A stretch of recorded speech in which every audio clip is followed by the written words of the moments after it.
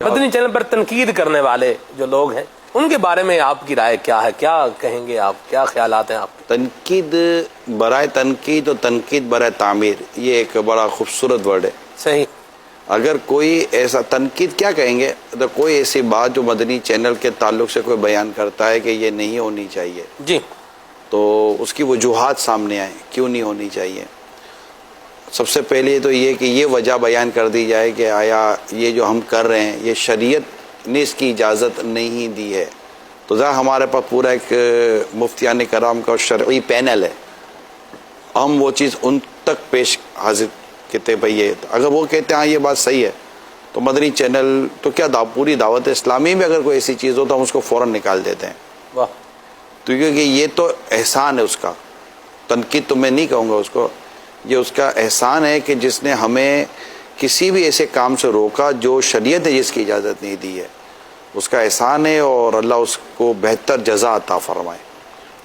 دوسری بات ہوتی ہے یار میری سمجھ میں نہیں آئی یہ بات، اب سمجھ میں نہیں آئی نا، یہ تھوڑی سمجھ میں نہیں آتی بات کہ اب یہ ہر ایک کی سمجھ کے مطابق ہر چیز ہو، یہ تو اس لیے معیار جو ہے نا، معیار ہے شریعت، ٹھیک، بس ایک ہی چیز ہے، پیمانہ یہی ہے۔ پیمانہ یہی ہے مسلمان کا، بندے کو پرکھنے کا بھی پیمانہ شریعت ہے نا یار۔ جی، آپ کی سمجھ میں نہیں آتا یہ ایک الگ، ہاں ایک اور چیز ہے وہ ہے اخلاقیات سے ہے، لیکن وہ بھی شریعت ہی کے دائرے میں رہ کر ہوگا نا، کہ اگر وہ ایک غیر اخلاقی چیز ہے، یہ ورڈ درست نہیں ہے، یہ انداز درست نہیں ہے، یہ ٹاپک درست نہیں ہے، ذرا بات نہ کی جائے، تو اس طرح کی بات چیزیں آتی ہیں تو ہم اس کو ریموو کر دیتے ہیں، نکال دیتے ہیں۔ کسی مخالف کو آپ نے حامی بنتا دیکھا ہو؟ مدنی چینل کا مخالف حامی بن گیا؟ میرے پرانے جاننے والے ہیں، انہوں نے مجھے بتایا کہ میں مدنی چینل کا مخالف تھا، ہاں مدنی چینل لائے کیوں؟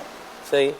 تو انہوں نے بھی پچھلے دنوں بتایا کہ بولا میں یو کے چلا گیا اور یو کے جا کر میں ایک علاقے کے اندر، میں نام نہیں لیتا، وہاں جا کر میں ایک کوئی گروسری یا کوئی سی چیز ہوگی دکان پر میں گیا تو وہ ایک ایسے شخص کی دکان تھی جس کو اردو سمجھ میں نہیں آتی تھی، ٹی وی چھوٹا سا چل رہا تھا تو ہلکا یار یہ کیا ہے، تو اس نے بتایا کہ یہ یوں مدنی چینل ہے اور یہ تو یار اس کی سمجھ میں اردو تو نہیں، بولا ہم نے لگایا برکت کے لیے، اس نے اپنی زبان سے برکت کے لیے لگایا، اس سے کو برکت ہوتا ہے۔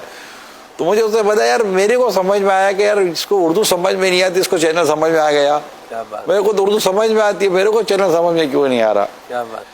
پھر اس نے اپنے ایک اور واقعہ سنایا کہ پاکستان میں کہیں کوئی ایسا فنکشن ہو رہا تھا تو کوئی ایسا ماڈل شخص تھا، بڑا دکھنے میں بڑا عجیب و غریب تھا، کوئی کہہ نہیں سکتا تھا کہ اس کی بھی کوئی ریلیجیس یا مذہبی اٹیچمنٹ ہوگی، وہ شکل سے ہی کوئی اور مذہب کا لگتا تھا۔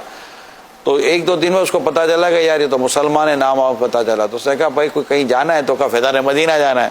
اس کو ایک اور جھٹکا لگا، بولا یار ایک تو جھٹکا یو کے میں لگا تھا، دوسرا جھٹکا اپنے دیش میں لگ گیا، وہاں کیوں جانا ہے؟ تو کہا بھائی میرے گھر میں مدنی چینل چلتا ہے، ہم جا رہے، باہر سے آیا تھا اور ہماری امی مدنی چینل دیکھتی اور یوں، تو اس کو پھر ریئلائز ہوا کہ مدنی چینل اپنے اس پیغام کے ساتھ کہاں کہاں پہنچا ہے اور اس کی امپورٹنس کتنی ہے، صحیح، اور اس کے ذریعے لوگوں کے عقائد، نظریات، افعال، اعمال، سوچیں کتنی ریپڈلی تبدیل ہو رہی ہیں۔